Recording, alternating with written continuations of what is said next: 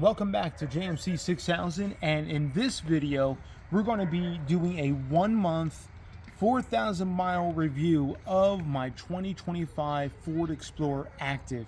Now I have it here in front of me, and what I wanted to do in this video, not only do the review, some things I like, some things I dislike, some things I've kind of come across as quality control issues. Yes, there are a few of those we're going to go over in this video, and some things that I've come across while having this for over a month, and my observations and how it's worked for my family. So let's jump right into it today. So again, 2025 Explorer, had it for a little over a month now, have just about 4,000 miles on it. In about 500 miles I'm going to be doing an oil change. Its first oil change is going to be at 4,500, and then I'm going to do it at 5K every time after that. So but one of the things I want to kind of observe, and while we're in this beautiful evening air right here in Post Falls, let me kind of show you some quality control issues that I've noticed with the Explorer. So a couple things on the outside. One, this trim here that goes for the passenger side door kind of ties into the window. It's a black piece of trim. This is not sitting flush. This actually is popped out just a little bit. I can actually move it with my finger, but it's not sitting flush with the rest of the body line. So if you look on the other side, it's actually sitting flush, but this one is a little popped out on this guy. So that's one of the first things I noticed with quality control issue. Number two, one of the things I noticed is, if you notice on this side, this fender is totally aligned with the hood. The crease of the hood flows right into the fender. It's got a nice even mark all the way down. But on the other side, it's not totally aligned. In fact, the hood is just a little bit, the fender's just a little bit off. It doesn't follow all the way over. And you can see the fender's actually pushed in just a little bit. And then the gap right here is, you can see the fender is actually pushed back just a little bit. Just the fender itself doesn't sit totally aligned with the hood and with everything else. So that's another issue that I've seen, some quality control issues. And then my final one I wanted to go over is actually on the inside, but we don't have to go far.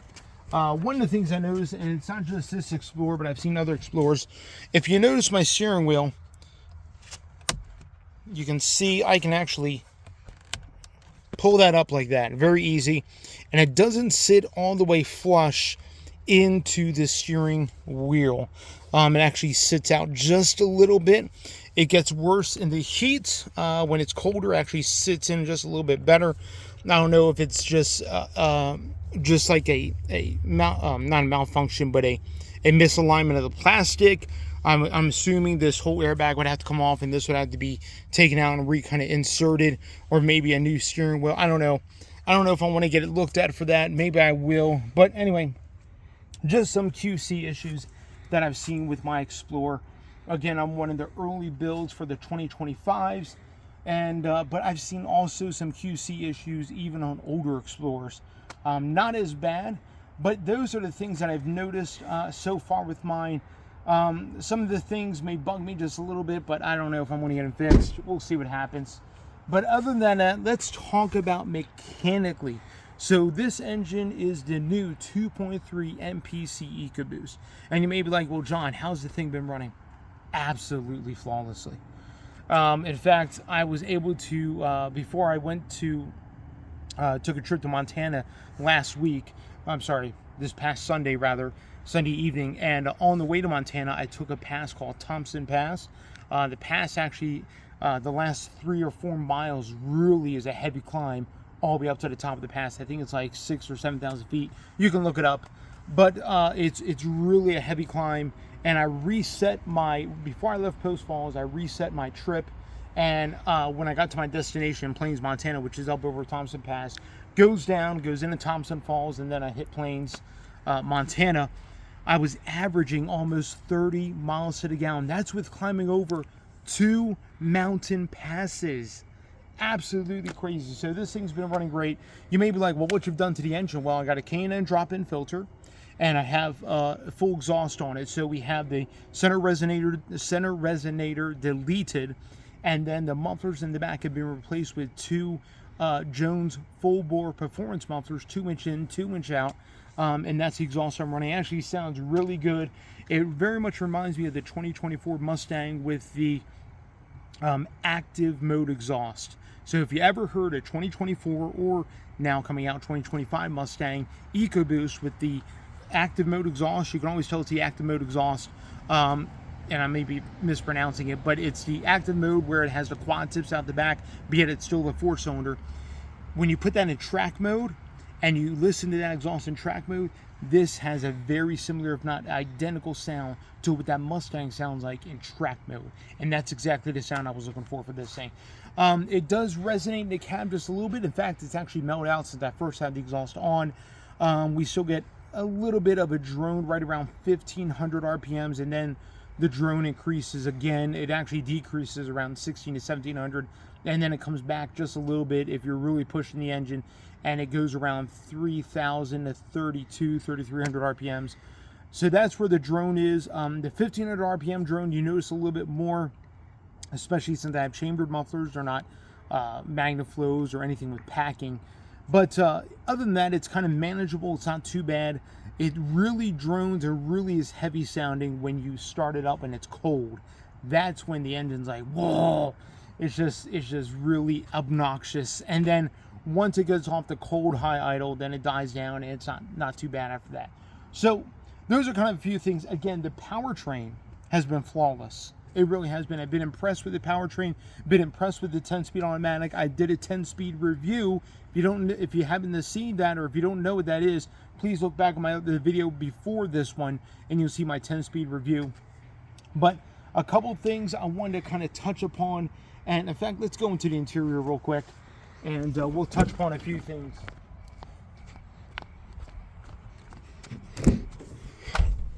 All right, so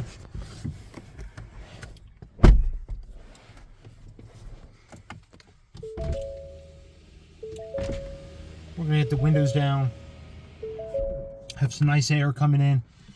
But what I wanted to touch upon a few things in the interior is, you may be like, how's the interior been holding up? Yes, it's only been a month, actually a little over a month, and it's only been about 4,000 miles, but the interior's held up well. I really like the way this interior is designed. It really flows well for our family, and I have to admit, it's been a comfortable interior. I have noticed a few creaks a little bit in my driver's seat at certain times. If I go over certain bumps, that's not going to do it now, but it kind of creaks a little bit. And then other than that, I have a little bit of, there was a little bit of creaking in this, but usually it doesn't do it too much. So, but other than that, there's no squeaks, no rattles. Even with the exhaust, there haven't been any squeaks and rattles in the interior. Gonna get some creaking in the driver's seat, and maybe a little bit of creaking if I put some pressure on the center armrest here. But other than that, everything's been held up great. The sound system, for the bass sound system, actually sounds pretty good. You have to adjust it. You have to actually crank up the bass quite a bit if you want some bass. But other than that, it sounds pretty good for just having the bass sound system without the B&O label on it. So I appreciate that. And the steering wheel held up very well outside of the plastic not really sitting in there too flush. But other than that, I've been pretty satisfied and happy with the Explorer and with the performance of it, with the gas mileage. Usually I do a mix of city and highway. Usually it's about 60 highway, 40 city. I usually average right around 25 to 26 miles to the gallon. If I do nothing but straight highway, depending on the highway stunt, I'll do anything about 27, 28. Again, that one I was doing 30. Absolutely crazy how good a gas mileage it was getting. So I've been pretty happy with this unit, and this is the all-wheel drive, four-wheel drive unit. So stick with me on this journey. I'm going to be doing updates to this thing and let you know how I come across. Oh, one more thing before we sign off. Actually, two more things, but one more thing before we sign off. I want to talk about this guy right here. Now, this is the Ford Digital Experience. It's basically their all-new Google-backed infotainment system. This is nothing related to Sync. This is not running Sync 4 or any kind of sync. This is actually a Google-based, or Android-based rather, developed system for Ford. And a lot of car companies are going with an Android/Google-based system. And I think out of all the systems, now I have to admit, for my job, I don't know if you guys know this, but I work for Budget Avis. I work for a rental car company. I'm in and out of over 50 vehicles a day, and I get firsthand experience with all kinds of infotainments, whether it be Toyota, Kia, Stellantis with Ram or Jeep. It doesn't matter. And I have to admit, Budget Avis has some of the best variety of rental cars to choose from. So I'm in and out of a ton of vehicles, and I have to admit this, and I'm not saying this because I own it. I'm saying this because I deal with this system every day, and I deal with a ton of other systems every day. This system works amazing, absolutely amazing. I've only had to reset it once, and I think it was part of my phone was the issue, but I only had to reset it once. But other than that, this system works amazing. And you may be like, how do you reset this system? It's very easy. You press and hold the volume button for 5 seconds, and then as soon as you count that 5 seconds, you let go. Not only will this restart, but it'll also restart your gauge cluster. So if you're like, oh snap, I just did that and my gauge cluster went black and this went black, nothing's wrong. It's going to restart. It's going to boot up this, and it will boot up the gauge cluster because these two are tied together. In Ford Sync system, this is independent from the gauge cluster and vice versa. But in the Ford Digital Experience, the gauge cluster is actually tied in with this, and they run the same processing unit. One of the things I love about this system is immediately when I get in, everything boots up so quickly. I mean, in some of the Sync 4 systems, I'm waiting for stuff to boot up. I'm waiting to turn the air on and change temperatures and everything else. This thing, I mean, as soon as I hit the start button, everything just boots right up. Everything's there. It's absolutely amazing. And it's been pretty good system. Been quite happy with this Ford Digital Experience. And you may be like, how is the climate control? I'll tell you what, it's very easy to get used to.